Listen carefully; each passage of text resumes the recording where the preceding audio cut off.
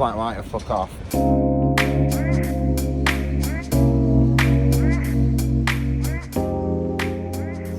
Hello, happy Tuesday. Busy week at Anti-Gravity. We've been in a few meetings with clients and we chatted to some folks who are pretty high up in agency, just getting understanding of the sort of landscape there, and had a really valuable chat with a founder who's exited 2 businesses. So it's been a pretty wild Tuesday so far.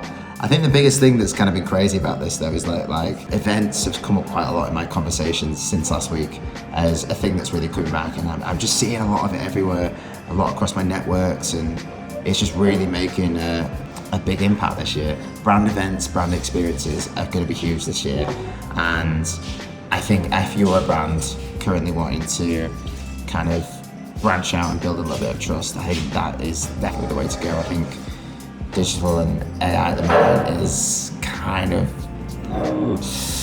making people lose a little bit of faith and a little bit of trust in online. So these in real life moments, really cutting through the noise and connecting with people. And also people want the real connection now. I think the screen fatigue is kind of real. People are sick of seeing everything online and having this real intimate human connection and moments that it beats the ads, it beats everything else at the moment. And I think you're going to get a lot more ROI on that now because we can track those things. We can get data from people when they go to these events and track that, and it means it can basically be its own performance channel for you, for your brand, which is sweet. And above all, it's building trust in the community around your brand, and community is another thing I've mentioned already. I think it's going to be really huge this year even. Community and events and just this in-person sort of demand. And I think obviously Gen Z in particular are pushing back quite heavily against sort of social media and stuff. So if you're a brand that really wants to connect with Gen Z, I think kind of doing events and building that community in person could be really valuable for you. But yeah, really interesting stuff since we sort of did our brand experience event last week, and I think we're going to be in conversation with some brands about doing some more things like that for them, and just see how we can bring their brand into reality to connect with their audience, and really capture the brand and bring more clients to them eventually. Wednesday in sunny Manchester. We've had a good start to the morning, early start. Caught up with a brand strategist and just talked all things sort of brand strategy really. Obviously this morning I posted about what the guys are doing at Flat White or Fuck Off, which is it's still a brilliant name, isn't it? And it just ties into kind of what I was chatting to the brand strategist about how like having a bold and strong strategy in your brand can really pay off, and having a bold brand really can pay off. Obviously the Flat White or Fuck Off idea that Rory Sutherland came up with is genius really, but it's the brand that's really carried that and given it a face and allowed it to really connect with people. The design that Charlie's done is just absolutely stellar. Like the type form and the logo itself feels like it's almost been drawn with coffee. It has this element of like feeling rushed, which kind of ties into the whole nature of the brand, which is to be a quick way to grab a coffee on the sort of commute to work and fuck off, and not have all these fancy choices. It's just quick, easy, get yourself a good coffee and get on your way. The brand that he's created, it's bold, it has that kind of rush type element, and it's obviously really connected with people because it went viral. It went massively viral, and also got the attention of a bloke called Tom Noble, who also joined the team and started helping out with Flat White and Fuck Off. And then Ashley Impossible got in touch. So it's really built into a proper brand. That's just the power of brand strategy, all in all, and having like a key goal and creating a visual that resonates with the audience. Now, obviously, the details that I've talked about there, I know from a brand expert perspective, but sort of anyone who's going for coffee can get an idea of a logo, get the idea of it feeling like a quick way to get coffee and just get on your way, and that resonates with people. Back at the office today after a massive team lunch to celebrate our designers' first month at AG. So we went out for a big lunch and I can barely move. This is the problem, you go for like a big lunch, right, during the work day, and then it absolutely nails you for the afternoon, you can barely move. But it was cracking, to be fair, it was worth it, but yeah, it's a deadly thing. Anyway, it got me thinking on the way home. We were talking about squash and I was playing squash just last night, and a bit of advice that someone gave me, well, one of my mates gave me, was about playing offensively instead of defensively. And I thought that was quite strong. You know, he was saying, you know, I'm not great at squash. I've still got a long way to kind of go in my squash career, but I'm definitely like improving and getting better. And I think that the main thing is that I got as a bit of advice was, Jordan, you play very defensively. You're just reacting to the ball hitting you rather than actually going to hit the ball. And I thought that was pretty strong, to be fair. And there's quite a lot in that. This idea that as a brand, for example, you're just reacting to the market and not actually trying to lead the market and trying to actually, you know, influence the market yourself. You're just following other influences. You know, a good example of this, I think, is like the Stanley Cup example. I think, you know, Stanley had that amazing viral moment where someone's car basically blew up, and the Stanley Cup was the only thing that survived, and obviously it went viral. Everyone then heard about Stanley. Stanley's sort of price, you know, they sell out of cups everywhere. It does really well, and the brand is still really well known today. And I think there's something to be said for that, of like other brands try to, I guess, kind of copy that and follow on from that, but all you're seeming to be then is a bit of a replicant of Stanley. And it's the same for a lot of trends that you can think of that other brands then jump on. You know, something goes viral and nothing kills it faster than other brands and businesses jumping on the trend. Like it just kills it really fast. Like I think there was the one, was it the sort of end of last year? The guy who did like a day in his life, and he was like up at like 4 a.m. and splashing his face with water and random stuff like that. And then all the brands started to do it, and it killed it off so fast. I think there's something to be said about a brand playing more offensively. So you can do that by looking at the market, look at what you want to lead on and become a leader in that, and create content and marketing around that. And rather than react to the market around you, start to lead in that market. So what can that actually look like? Well, you can look at sort of the key services you offer as a business, or the product you're serving, and just look at the audience and see how you can connect with them and build that community around them. What kind of content is going to resonate with them? What's going to make them react to the content you put out there and eventually either engage with you, follow you, or hopefully buy from you, and play more offensively than defensively. So another thing obviously that I was going to talk about is obviously how the business is doing, and be really open with you guys about this process of being a startup and kind of where the business is going and how it's all doing. And I'm happy to report that obviously this week we've got like a few pitches in, we've got a few big things kind of lined up, and kind of, I know I talked about it a little bit earlier in this video about events and stuff, but I think we're going to try and do some events ourselves.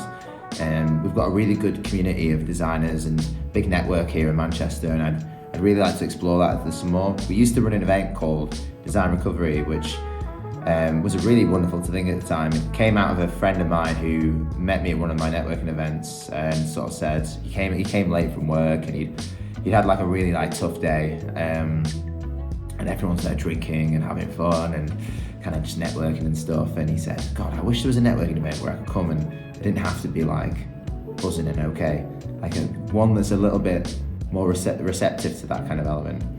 And this is back in like 2018, so way before like COVID and stuff. And then we kind of had this idea of running something called Design Recovery. And Design Recovery was aimed to be a mental health networking event where you can come along, you can leave when you want, go when you want, come do whatever you want.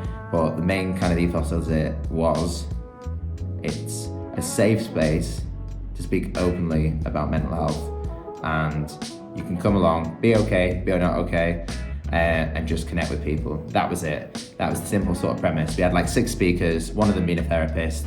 It was a lot of the designer network that we have at first, but then we kind of branched out to like police officers and firefighters, and it was a really like special thing. It kind of sold out every time, even though we didn't make any money from it. It wasn't like a financial thing. We donated all our money back to Mind, but it was just like a really special thing we did. And I think over COVID, we ended up just getting like, we did like an online event, which I think was really good and important. And we'd done one event since coming back at Colony.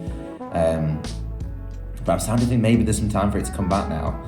Events are coming back so big that maybe we need to run one and kind of get it going again. So yeah, I don't know if it is going to be design recovery or if it is going to be something else, but I think there's some potential there, and I think I'd like to get back into it. I think there is such an appetite for it at the moment that I'm noticing, which is nice. I think after COVID, it absolutely tanked. Like, I think people are still just used to being at home, a bit scared of going out, but it's nice that that's kind of made a comeback. Otherwise, across the business, our biggest thing is just getting the rebrand in place. I love the old brand that was created. It was created by a really good mate of mine called James Connell. He's probably the most talented designer I've ever met, to be honest. I absolutely love the guy. I get such a buzz off it every time I see him. He's just become a really valued and like just great mate. And I love spending time with him. And yeah, he's just an insane creative force and absolutely smashed the logo out of the park for us back in the day. And I think now it's time that we reposition ourselves a little bit, move away from the old branding into something new, something that reflects kind of our new sort of ethos moving forwards. And yeah, so we're going to get that rolling. And that way, when we're going to a few sort of in-person pitches coming up, we've got real opportunity to stand out and cut through a bit of noise. Happy Friday. Bit of a shorter video this week, just as I was a little bit under the weather yesterday and my throat genuinely sounded a little bit like a hedge trimmer had gone through it.